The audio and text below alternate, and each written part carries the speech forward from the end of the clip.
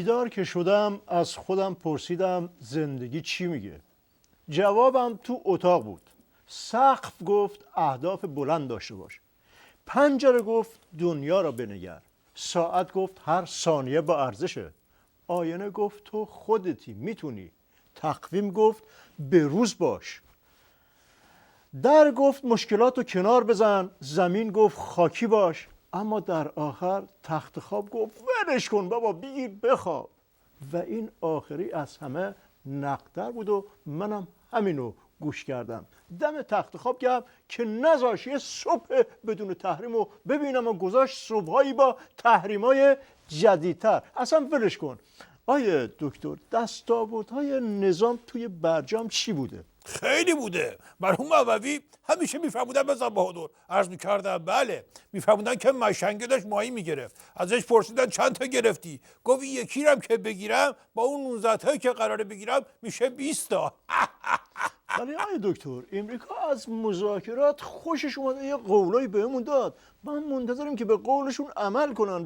ولی نداره که قبا بغلهیه. مرحوم عوضی همیشه میفرمودن بزن بهادر. عرض میکردم بله. میفرمودن شاعره رفت درباره یه شاهی یه شعری گفت. شاه خوشش اومد گفت یه 100 سکه طلا بدیم به این شاعره. شاعرم خوش و خندان رفت خونه منتظر که برایش سکه های طلا رو بیارن. یه روز 2 روز 1 هفته 1 ماه دید هیچ خبری نشد. برگشت رفت دربار گفت چی شد پادشاها؟ شاه گفتش که چی شد؟ شاعره گفت بابا اون 100 سکه طلایی که قرار بود به ما بدی. شاه گفت برو بابا حال نداری. تو یه چیزی گفتی ما خوشمون اومد. ما به چیزی گفتیم تو خوشت بیاد.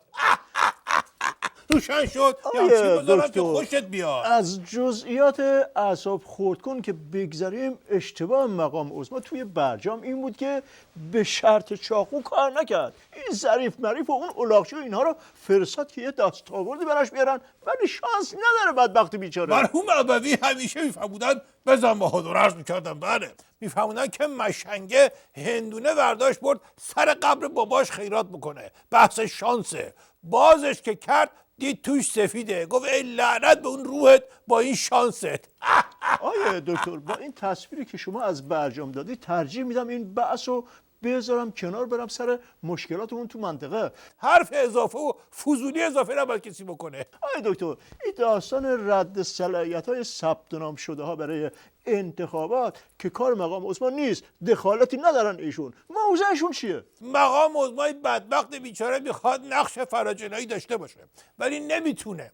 یه کلمه که حرف میزنه همه چی لو میره که با کی دعوا داره و چی کار میخواد بکنه. مرحوم عوضی همیشه میفرمودن بزن بهادر. عرض میکردم بله. میفرمودن یه فالگیره گفت متاسفم قربان فالتون نشون میده که فردا شریکتون میمیره. طرف گفت اینو که خودم میدونم فقط بهم بگو که گیر پلیس میافتم یا نه. روشن شد یا همچین بذارم که بری تا گیر پلیس ولی اون طرف هم حاجی رفسنجانی با فرستادن امواج ثبت نام کننده ها برای انتخابات خودش از حذف شدن در بود. درست میگم؟ در همین رابطه مرحوم عوضی تو مباحث استراتژیکی خودشون میفهمودن بزن بهادر. عرض میکردم بله. میفهمودن 2 تا شریک با هم رفته بودن بانک تسویه حساب بکنن. بحث عظما و حاجی رفسنجانی رو دارم برات باز میکنم. همون موقع یه دزد مسلحی اومد تو بانک پولا رو زد. پولا رو که گرفت یکم مشتریای بانک رو نشون کرد گفت تو دیدی که من از این بانک دزدی بکنم؟ طرف گفت آره. اینم گفت تق زد طرف رو کشتم اونجا. بعد از یکی از این 2 تا شریک پرسید گفت تو دیدی که من از این بانک دزدی بکنم؟ شریک زرنگ بود گفت نه قربان من هیچی ندیدم اما این شریکم دید. دکتر روشن شد یا همچین بذارم که شریک دکتر ببخشید خیلی روشن میگه عظمای بدبخت یه سفارت گرفت اونم نه 444 روز یه روز هم نشد. این عدالته که ایتو ریختن سرش. 10 بار گفت غلط کردم شکر خوردم دیگه از این غلطا نمیکنم ولی ولش نمیکنم. خب از نظر استراتژیکی بعضی کارا خودشون مهم نیستن علامت کار بعدی هست.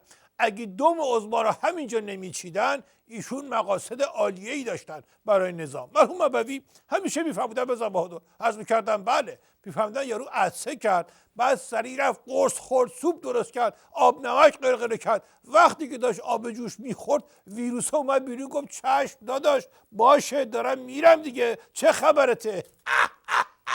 روشنت نمیخوایم این دفعه یه پوانی داشته باشی. این موشک که پروندیم بنا بود همه رو بترسونه که غلاف کنن و یه چیزی دستمون رو بگیره، ولی ظاهرا دستمون انداختن. یه تحریم دیگه هم جدیدن بارمون کردن. مرحوم ابوی تو مجموعه بحث‌های استراتژیکی خودشون همیشه میفهمیدن بزن بهادر عرض میکردم بله، میفهمیدن یه مشنگه رو ماهی بگیره، تو رو انداخت تو دریا، بعد دید هر چی میکشه این در نمیاد، رفت زیر آب دید ماهیا همین توره رو بستن دارن باش والیبال بازی میکنن. روشن شد یه همچه بذاره که با تور بری تای دریا. سکوتم علامت رضایت نیست، تو دلم دارم بهت فحش میدم. چی گفتی اینجا وسط ما نشنید بینندگان بده؟ عزیز، خوشحالم که برنامه به خوبی و خوشی و در صلح و صفا به پایان رسید.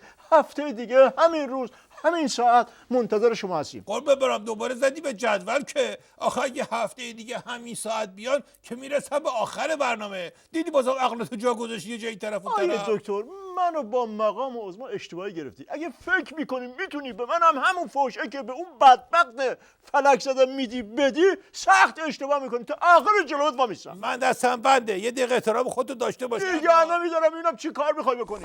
آقای همه